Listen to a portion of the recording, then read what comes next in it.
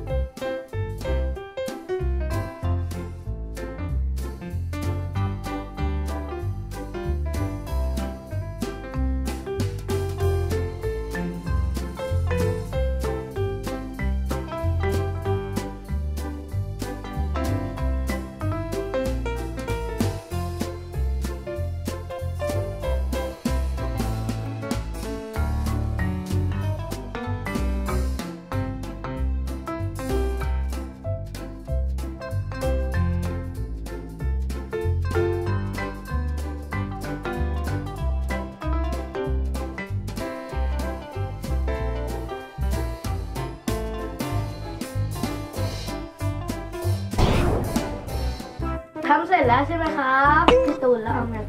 เราก็ต้องมาเล่นกันเลยสิงั้นผัดกันยิง3 นัดนะครับอย่าโอ้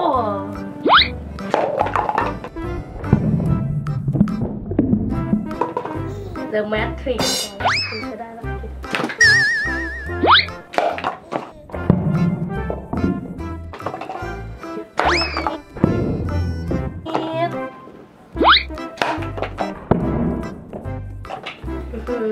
ระเบิด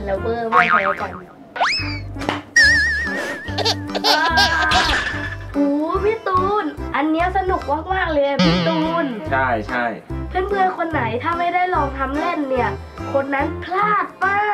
ใช่แนะนำให้ลองมาทำเล่นกันดูนะครับทำไม่ยากเลยแล้วก็เจอกันใหม่คลิปหน้าอย่าลืมกดติดตามกับกดกระดิ่งให้ด้วยนะครับสำหรับวันนี้สวัสดีครับบ๊ายบาย